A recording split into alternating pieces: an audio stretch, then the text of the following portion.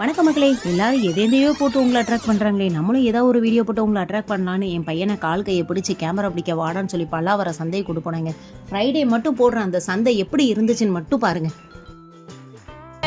அடேங்கப்பா, எவ்வளவு கூட்டம்! சந்தையில் மட்டும்தானங்க கூட்டத்தை பார்த்துருக்கோம். சந்தைக்கு போகிற வழியில் இருக்கிற வண்டியோட கூட்டத்தை பார்த்தே என் பையன் அம்மா என்னம்மான்னு கேட்க, நானும் ஷாக்கக்கோறேன்னு சொல்லி அவனை கூட்டு போகிறதுக்குள்ளே பெரிய பாடாயிடுச்சுங்க. எப்படியாவது உங்களுக்காக உள்ளே போய் வீடியோ எடுத்துடலான்னு நினச்சேங்க. ஆனால் வண்டியெல்லாம் பிளாக் ஆகி அங்கேயே நின்றுச்சு. கேட்கல மக்களே, இந்த கூட்டத்தையாவது உங்களுக்கு காமிச்சிடலான்னு கொஞ்சம் தூரம் உள்ளே போனேன் பாருங்கள்.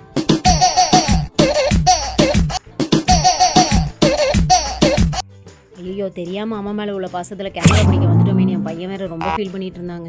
என்னால் ஃபுல்லாக எடுக்க முடியலங்க, கொஞ்சம் தான் எடுக்க முடிஞ்சிச்சு. அதை மட்டும் பாருங்கள். நெக்ஸ்ட் வீடியோவில் என்ன தாண்டா இருக்குது அப்படி பல்லாவர சந்தையில் நான் உங்களுக்கு காமிக்கிறேன். ஃப்ரைடே நைட்டு இங்கே எப்போதுமே பிஸி தாங்க. ட்ரெஸ், ஆக்சசரிஸ், டாய்ஸ் நீங்கள் எல்லாமே ரொம்ப சீப்பான ப்ரைஸில் வாங்கிக்கலாம்.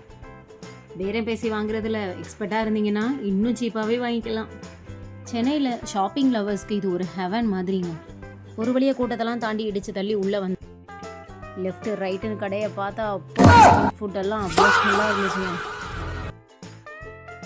என்ட்ரன்ஸ்லேயே துணி கடை, காய்கறி கடை, ஃபேன்சி ஐட்டம்ஸ் இது எல்லாமே சூப்பராக இருந்துச்சுங்க.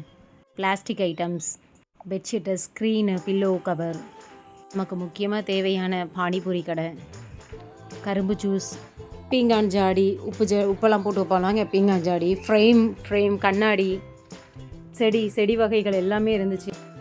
அதுதான் இல்லாமல் எல்லாமே வாங்குறதுக்கு அற்புதமான இடம் பல்லாவர சந்தை தாங்க. என்ன கொஞ்சம் கூட்டம் அதிகமாக இருக்கும்.